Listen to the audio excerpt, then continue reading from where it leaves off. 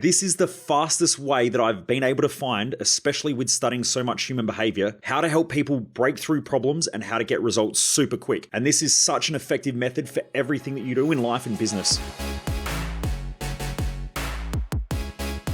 Hey Driven Mofos, welcome back to another episode of The Underestimated Entrepreneur. For those of you who don't know who I am, I'm Michael Mojo, the founder of Mojo Human Performance Institute, where we focus on business, mindset, and lifestyle hacking for driven mofos. Now, the reason why I do this is that most people waste their life, and I just don't want you to be one of them. So I get asked a lot, especially by other coaches or other people in the human behavior field. I get asked by a lot of business owners, how is it that I've learned how to read people so quickly? Now, there are a few different things that I pick up on, especially when I'm working with someone. And so I think that this will be probably a multi-part episode over time. I won't do them back to back, but I'll slowly start to unleash or release some of the information about how I read people really, really quickly, especially when I'm trying to help them. And so this came about because today I was in a meeting with my team and we were just talking about online posting, marketing, and then we got into a sales conversation. And then we also got into coaching people through problems. And I said, it's all the same thing. And they were like, well, what do you mean? How do you think through this stuff? Now, this is something that I find so simple, but when I explained it, their faces lit up and it was like they had a fucking light bulb on the top of their head because I explained it in such a simple way. Now, to me, it just comes natural and it's something that I've been doing for almost 20 years of coaching people, but I never realized that most other people don't think through this in the same way that I do. But essentially, it's so easy. Now, when I'm talking to somebody, the first thing that always happens is they're going to bring up normally a problem. So they might say something like, I've got this stress, here's this stress, and they'll start complaining about something. Only the other week, I went to the shops and the lady who was doing the checkout, I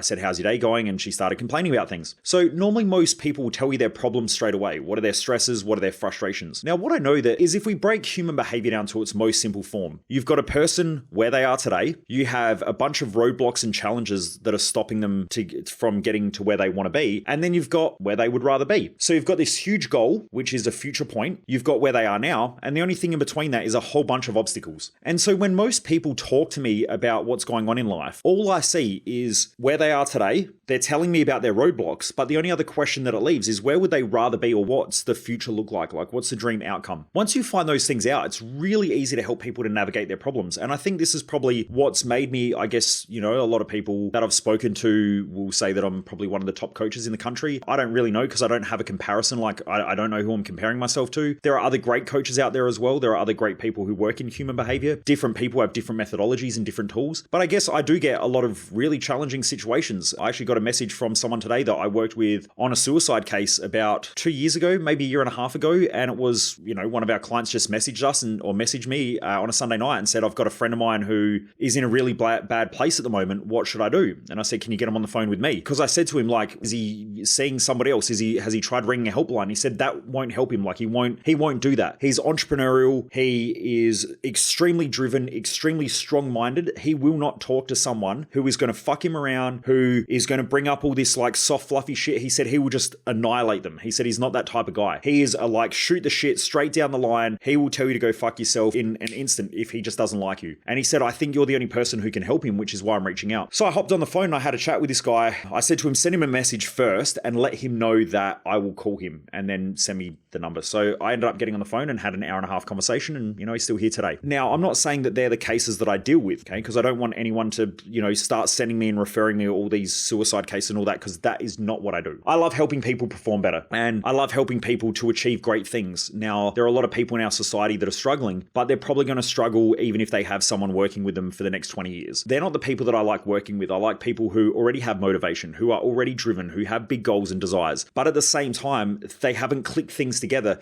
to help things flow a lot easier. They might not have the right tools and support that when they do come up against those challenges, they've got someone that they can talk through, work things out, and then they can keep executing. I normally like working with driven people, hence why, once I got clear with this, I went, shit, our community are driven mofos. They're already driven. I don't have to get them out of bed in the morning and tell them to work hard. They already work hard. And in their own mind, when they're sitting around relaxing, their brain is probably saying, get up, you piece of shit, go do more. And so they're the people that I like working with. I think they're above average people. Anything below average, like I worked with a lot of people over the years who have come to my events, like our Thrive Time event, where they have hit rock bottom. But what happens is when they hit rock bottom, they normally discover their drive. And there's this thing that says, I will do anything to change. Now, they're extremely driven people. So what I know is that normally people who hit rock bottom can be extremely driven. There are normally people who have big goals and big dreams who are also extremely driven. There's a whole bunch of mediocre motherfuckers that sit around who go, oh, it'd be nice to sort of do something different, but it's not bad enough, but it's not, I don't really know. And they're never going to take action. Now, they might think that they want results, but they don't really want results because they don't have enough pain or they don't have enough inspiration to drive them. And normally humans are driven by, I guess you could say, pleasure and pain, but I don't really see pleasure a lot as being a long-term motivator. It's immediate gratification, and that can happen in any moment. Normally what I find is that when someone's got enough pain, they will do shit and they will be driven. When someone is very inspired, they will also be driven. So I think pain and inspiration are two drivers. Pleasure itself, when people are pleasure driven, they will do just enough to be out of pain and just enough to get a little bit of pleasure. And they're pretty average people. That's the majority of society, and they probably won't get anywhere. They'll keep convincing themselves that one day things will change, but that's the problem. They keep thinking that one day things are going to change, and they'll never change. So anyway, coming back to how all this came about, when I worked with this case, it was the same thing, right? I went, here's this person. At the moment, they are in a massive rut. There is a whole bunch of problems that have gone on, a whole bunch of obstacles that they feel like are destructive to their goals and their dreams. So when I was working with them, I was just going, well, what are your goals? What are you trying to achieve? What have you been trying to achieve? What are you working towards? And we uncovered all this stuff. And straight away, you could hear their tone change. Like, fuck, I do have these dreams. Like, here I am about to top myself, but I do have all these dreams and all these things. But what had happened was, in that moment where things started falling apart in this person's life, they honed in on all the problems. And so they just got overwhelmed by problems, overwhelmed by stress, thinking that, now I've failed, I've fucked up in life, because there was a whole bunch of things that were going on, like relationship falling apart, that was going to mean consequences to the business and money, and kids were involved. So for this person, like, their whole life essentially felt like it was falling apart. So all I did was I clarified the dream and the dream outcome and what they wanted to achieve. And then I also, I guess I empathized with them in a way. And I said, look,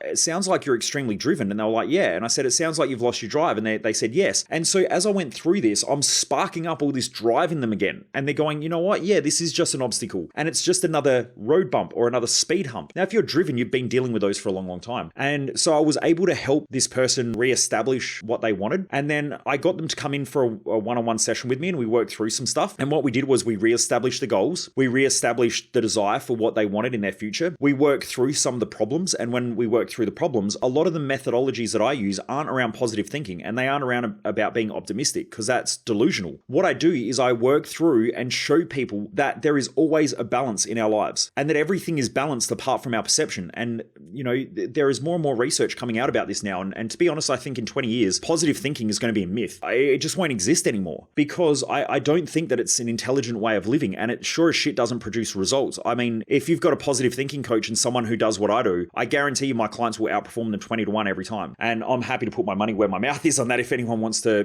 challenge me on that. The reason is that positive thinking is just looking at only what can go right. And I've had people debate me and they go, well, that's not what positive thinking is. Well, then what the fuck is it if it isn't just looking at all the upsides? That's like going in and gambling and thinking that you can only win. Well, if that's the case, that's crazy. And people who do that tend to lose all their money. People who only look at the upsides and what could go right in their business are normally rewarded the opposing side as a nice little reward and a lesson to not fuck around with thinking about what could only go right. And this is why optimism isn't a great thing without the balance of pessimism. You need to be balanced. You need to think about what can go right, but you also need to think about what can go wrong and then start to mitigate those risks. That is someone who is very intelligent. Someone who is unintelligent looks at the upsides, goes charging full bore, and then ends up getting rewarded the punishment, or I guess I could say the lesson of the pain that comes with just being ignorant. And there is a lot of ignorance in positive thinking. So I'm not saying that there aren't times that you need to look at things optimistically. If you're someone who's highly pessimistic, you're not going to do anything. So for that person, they need to think about the opposing balance, which is what could go right? What are the benefits? And I find this as well. There are some days where it just seems like the whole day is shit, that nothing can go right. And before I go to bed, I sit down and I start writing out, what were the benefits of today? What are the learnings? What are the lessons? How can I use this to better my future? And so what I start doing is when my brain is negative, I start to balance it out with a counterbalancing positive charges. There are a lot of people out there who look at the upsides and they look at all the positive stuff, but they don't look at all the downsides of what could go wrong. And because of that, they will end up normally doing things, and then afterwards they will go, shit, I wish I would have done that. And I'm sure that most of us on this podcast at some point in time have done things in life where we've been excited and we went, you know what, fuck it, I'll do it anyway. And then afterwards you go, shit, I wish I hadn't have done that. That happens just for the pure reason that we're only looking at one side of the equation. So a lot of the coaching that I do when it comes to overcoming obstacles is always looking at what both sides are existing at the same time so that we can make an intelligent decision, create a plan, and then execute on that plan. And normally when someone has very volatile results in their life, let's say they make money, lose money, make money, lose money, make money, lose money, those volatile peaks and troughs that they have within their bank account are normally directly correlated to the peaks and troughs they have in their own psychology. And when they're elated, they'll spend money that they don't have, or they'll make stupid financial decisions, which then will lead to the downside. Then when they're in the downside, normally they'll be depressed, down, beating themselves up, feeling like shit. And then after a while, that will build enough courage or anger or frustration, and off they go again. This also happens with a lot of people with gym and exercise. I see this for years when I was a personal trainer, where you get people who lose weight, gain weight, lose weight, gain weight. When they look at themselves in the mirror and they hate themselves enough, they go to the gym. And then when everything starts going well, they start to justify why, everything's going well. And so they start eating a bit more, they start reducing their exercise, and then they start justifying their position, because when everything is going on the upside, they start to naturally create the downside for themselves by fucking everything up. And that's essentially almost a self-sabotage pattern. There's a few other things that cause self-sabotage. I'll go into that in another podcast. This is very, very common in most people. And I know a lot of people in our society go, yeah, but I know someone who's like this and blah, blah. The majority of people are not doing that well in life, full stop. And we live in the lucky country here, and some people debate this, but the majority of our population are obese or overweight. I think it's 63% or 64% now or something like that. Someone can pop it in the comments somewhere and let me know what the exact figure is, but it's well in the 60%. So if you're average, you're overweight or obese. That's just the average. Now, the average Australian has no savings. So the majority of Australians have no money in their bank account. I don't know what the exact statistic is, but they're essentially living paycheck to paycheck. And even when the government throws out a little bit of extra cash into their bank account or increases minimum wage, they will just go out and blow that immediately. Because again, they look at the upside, they don't think about the downside. They think, wow, I've just got this free money, I'm going to go blow it. And then they go blow it and they're back into that negative again. So please understand that when you're dealing with the barrier and the obstacle that I was talking about, that barrier and obstacle is normally directly proportional to the way that a person is thinking through things. Now, there is no such thing as a challenge or an obstacle that can't be overcome unless you're doing something that nobody has ever done before. But I meet a million business owners who say, well, this is all shit, it's too hard. Well, someone's already solved the problem. It's not like you're reinventing the wheel. Like, we're not going to go live on Pluto here. Like, no one's doing that shit yet. If anyone's doing anything that's crazy, it's Elon Musk, because he's trying to put people on Mars, and we've never done that before. And so there are going to be a lot of challenges. But when it comes to running a business, there are millions, probably tens of millions, hundreds of millions of business owners out there who have probably all dealt with the exact same shit that you're going through. And so it's a matter of thinking through things, getting a different perspective, understanding stuff, learning a lot, and then executing that. The same thing happens when someone comes to me and they go, I can't lose weight. Well, you can. It's not that hard. There are millions of people who are in the same position. Yeah, but Michael, you don't understand. It's my genes. There's fucking millions of other people out there who have also complained about their genes being shit before, and they probably may have worse genes than you, yet they still lost weight. So the question is, how did they do that? And this is exactly what happened when I got told by a doctor years ago that I had chronic fatigue and I would never ever have the normal energy or the energy of a normal person. And my brain went, fuck that, someone else has to have figured this out. I can't be the first person on the planet who has ever figured this shit out. So I went and studied a whole bunch of other people who had overcome this problem. And then I started executing. So coming back to it, there are three key things that I'm looking for in almost every conversation. And this is when I got my coaching cap on. There are other times where I'll be out and about and someone just wants to sit here and shoot the shit and like talk crap to me. And I just switch my brain off and I just sit there and I nod and yep, okay, cool. How can I help? Like,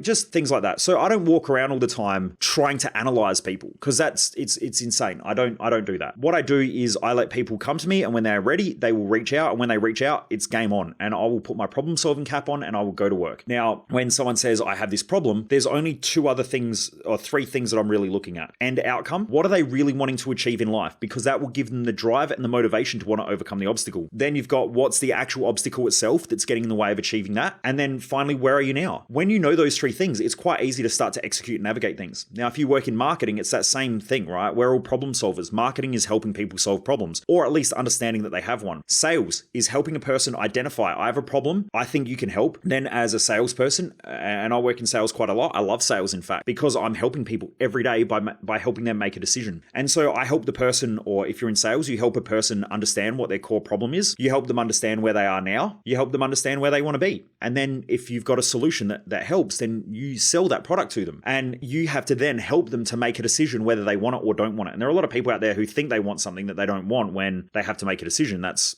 just common human nature. That's the method that I use to break down human behavior really, really quickly when I'm working with people. Now, there's a lot more advanced tools. I mean, I've been doing this now for working with people for almost 20 years. So, there are a lot of techniques that I learn. And when I used to run a coaching course, we actually had a lot of coaches who came from NLP. We had people who had studied psychology, different therapists and stuff, people in business, because they wanted to learn a lot of these skill sets that I'd developed over the years. And I only showed it recently, actually. There was someone who studied a lot of human behavior in my Thrive Time event. And in that event, there was someone in there who had a bad relationship with their sister for a long, long time, and they didn't talk. And I went in there, and within about 5 to 10 minutes, I'd resolved this problem in front of the whole room, and everyone was just sitting there with their jaw on the ground. Because at first there was so much resentment and hatred towards this sister because of all this stuff that she'd supposedly done. But when I started balancing out the perspectives of what was going on in their head, they actually realized that the sister wasn't as bad as they made out. And that's because a lot of the time when a person has a problem, we start to create false positives. And I've gone through this on other podcasts before, where a false positive is that if we go back to the animalistic part of the brain, the amygdala, what will happen is if you look at animals in nature, it's better to create a false positive and see something that's not there than to not see something that is there. Because if I'm walking through the jungle and I notice that there's something moving in the bush and I don't treat that as a threat, that could be something that kills me. Now, even if the wind's blowing, it's better to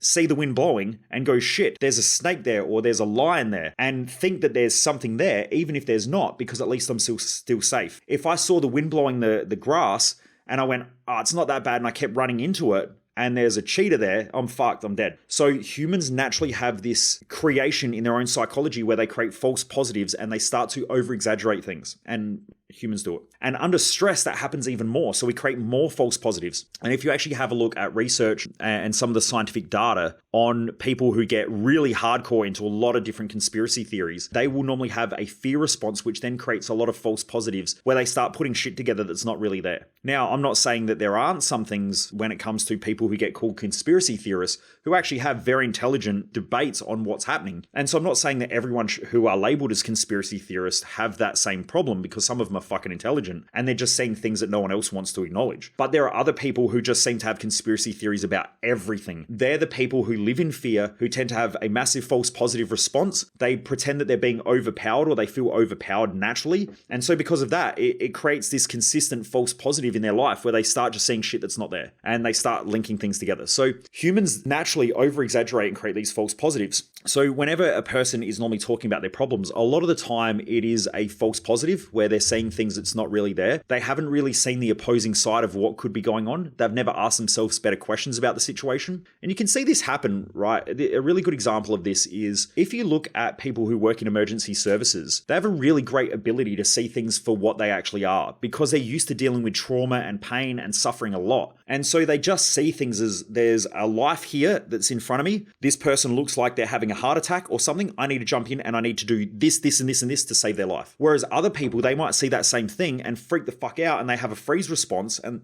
they don't do anything. That's a freeze response. Then other people see it and they just don't even want to look. Like they'll look away or they'll walk away because they don't want to, they're running from it. So that's their flight response. They're running away from it. Then there are other people who will over exaggerate it. So they might see a car accident and then they go, oh, someone could have died. And then they have PTSD afterwards because to them that was a traumatic experience, even though nobody died. So humans have these funny ways of creating these false positives and these over exaggerations happening in our brain. Now that's not always the case, but it does happen quite a lot. And I would say that probably 90% of the people that I've ever worked with normally have that response in some way, shape, or form. So I guess coming back to the core of what I was talking about, there's only really 3 things that most people really need to focus on. Where am I now? What's the obstacle that's getting in my way? And then what do I really want? If you can clarify those things, you'll normally have a pretty good run with results. And then after that, there are other things as well. Like if you want to be fulfilled for a long, long time, I would highly recommend to get your ass to my Thrive Time event. Now, I have people every week who message me and they go, oh yeah, I'm keen, but they don't do anything because either they don't have enough pain, they don't understand the problems that are getting in the way and what that means to their future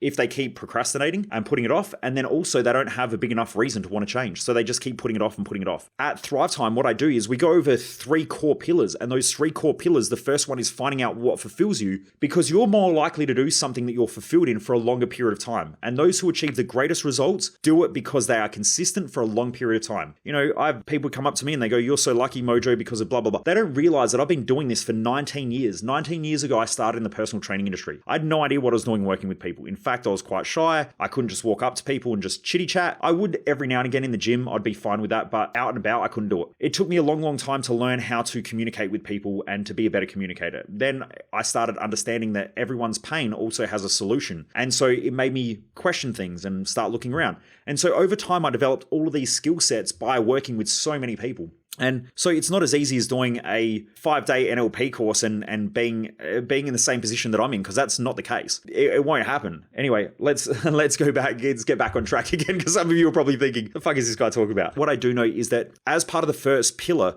you really need to understand what fulfills you, and not what fulfills you by thinking that you're doing it for everybody else. It's what actually drives you. What's the thing that is most fulfilling for you to do? For me, it's learning and teaching. I love it. Like, you know, I could do these podcasts in my sleep with my eyes closed. Even today, I was on a team training and I said to one of my staff, I've just got to finish off our Triumph event. I've just got to finalize it and send it off to print. One of my staff members said to me, "Mojo, even if you didn't have the manual done on time, you could just run the whole event for 7 days and you'd be fine." And I laughed and I said, "I know." And she said, "That'd be your dream, wouldn't it? Just running a 7-day event, freestyling it." And I went, that would be my dream. I love doing that. And so that's something that comes naturally to me. Exercising, I've been doing it since I was 14 years of age, and I'm 30, I turned 39 this year. So I've been consistent with that for such a long period of time. So it's not that I'm lucky or I did a 12-week program. It's that I'm consistent because I'm fulfilled. I love doing it. And so I don't have any intention of not going to the gym tomorrow. I don't have any intention of not teaching tomorrow. Now, when you do that for a long period of time, you are bound to kick ass in life, because you're just naturally going to figure out how to get better results. So that's pillar 1. Pillar 2 of Thrive Time, and the reason why it's so important and why it helps so much with life, is because pillar 2 is all about getting clear. You need to get clear on what you're driving towards. So you need to get clear with your mission, because it gives you long-term thinking. It also changes the way that your brain operates. So it moves you from the emotional amygdala to the part of the brain called the prefrontal cortex, which is our most evolved part of the brain. Now, when we start to do things that are fulfilling and we have long-term focus, what will happen is that prefrontal cortex comes in and it governs our emotions. So it means that we're less volatile. We are more consistent in our actions, in our thoughts, in our emotional states, and because of that, we're going to achieve more. So understanding how to have a long-term mission and a vision and get really, really clear with that stuff, and then set effective goals that keep you on track. Fucking hell, you outperform like 99% of people on the planet just with those 2 pillars. Then you've got the final pillar, which is your psychological drive. So what are the things that really will drive you consistently? So I go over a lot of high-performance psychology. I show you one of the world's most advanced mental and emotional balancing tools so you can keep your brain in check, so that then you don't end up with that crazy feedback and all that static inside your head where you're bouncing around with your thoughts and you can't focus, because that's going to distract you. Also, there is a lot of laws in nature that most people push against. The more you push against natural laws, the worse your results are going to be. So it seems to be there's a natural law of balance. The more balanced you are in your thinking, the better you are with execution. When people try to be over positive or over negative, it fucks up their execution. So this is why I teach that tool, because the most successful people I've ever worked with and I've ever had the chance of meeting or being around are normally very balanced people. They tend to not have high highs, but they don't have low lows. And so because of that, they can just focus and execute. Also, you need to know how to figure out what problems are really, really quickly and what your bottlenecks are, and then work through them quickly so that then you can get to the next problem. Because in life, we solve problems and then we create another problem. And then we solve that problem, we create another problem. That's called human evolution. Now, if we think that we're going to get rid of all of our problems, you're already going against a natural law of nature. You are going to be stressed out, burnt out, frustrated, depressed, feeling like shit. These are very, very common patterns that most people have in our society. And that's the reason why most people don't get the results that they want. So those 3 pillars really help a person perform at their peak. And that's why I love teaching that stuff. But anyway, I'm not here to talk about that. You know, I just really want to talk about why I think the way that I do about human behavior, and the reason why I guess I've been able to work with a lot of very challenging and difficult cases. There are many people out there who are probably listening to this podcast who have done therapy for 10, 15, 20 years and didn't get the results and came to Thrive Time and they didn't need therapy anymore. And I'm not saying that happens with everybody, because that's not the case. There are some people who need, extra help. But when you've got the right tools and you understand things the right way, you get better results. And also the other thing is that I've learned, don't over exaggerate or buy into people's problems, because when you do that, you reinforce the idea of connection and love and support. And when you do that, a person will keep reinforcing it. And I see this a lot in our society where people want to change because they're in pain and suffering, but at the same time, the thing that they want in life, which is acceptance and love and support and nurturing, all of those things, they get rewarded by having their pain. My grandmother used to do it. She would complain all the time because everyone would then connect with her and help her out and support her. And so what I realized is that when you support someone consistently for their pain and their trauma and their problems, you actually create a codependency, which then both you and them are trapped forever in that codependent relationship. And it's a fucked way of living. And that's why I'm pretty blunt and upfront with my coaching. It's not that I don't care. It's just I care so much. I want to help people to get results and get out of their problems, not reinforce patterns of behavior, which is unfortunately what happens in most mental health situations in this day and age. And I know there are going to be some people right now who are fuming that I'm saying this stuff, but I'm more than happy to put my results where my mouth is. And I just know that a supportive mental health model does not work for most people. It does at first because sometimes people just need to know that people care. But if you're doing that for longer than a couple of months, you've just created a codependent relationship. And so that's why there are a lot of people out there who need, people to support them for the next 10, 20, 30 years. And they're never going to get out of it. The same thing happens with our medical system. When you keep supporting people for the poor choices that they have in life, they will just keep doing it because there's no consequences. The thing that they want, they get, which is the support and everything like that. They'll just keep doing it. I saw it in the medical center when I worked in there years ago. Anyway, I hope this helps Driven Mofos. Look, if you're loving this and you are also looking for more deeper knowledge, I am dropping a massive sales training in the next couple of weeks in our group, depending on when you're watching this. It is now July. So in the next week or so, I'm doing a massive sales training where I'm going to go through how I actually sell and the psychological pattern that I use to be able to sell. And this is so good because when I sell, I don't sell. I don't have any problems. I'm not pushy with people. I used to be, but I just found it's not effective and it makes me feel shit. So it's a way where I build good quality relationships. And even after the sales process, most people will thank me. So I'm going to go through that next week and how I help people to do that better. If you think this is interesting, jump across into our Facebook group. You just go to Facebook, type in the search bar, No BS Business Hacks, and it's a free group. You can join that group. I pop in content there every day. The reason why I do that group is because I want to help business owners. We are starting to go into a very challenging financial time right now. There is a lot of shit going on in the economy. A lot of businesses are starting to go broke, and the economy is not going to be good for the next, I think the next 24 months. In fact, maybe even longer. It just depends on how long it takes for shit to hit the fan. We seem to be holding on all right, but I don't think it's going to last for long. Anyway, so that's why I'm doing it, because business ownership, a lot of business owners are the backbone of this country, and they're also the backbone of a lot of economies around the world. If small businesses and medium-sized scaling businesses, aren't doing well, then there are a lot of other people who aren't doing well as well. So, I think that it's important to make sure that I can do the best that I can to help share knowledge that will help businesses to stay afloat and to do things better. And also to help business owners live an epic life, because no one really starts a business to feel trapped and more shit in life. So that's why I do it. So please jump across to that group. It's called No BS Business Hacks for Driven Mofos. If you just type that in the search bar, it will come up, No BS Business Hacks. Hit that group up and jump in there, say hi. My team will be in there as well. We add in bonuses every day. In fact, I've got to do a talk this afternoon on marketing. So I'll jump across in that group and talk about marketing. So please jump across, join up for the group. It's free. Anyway, Driven Mofos, I hope you enjoyed this episode.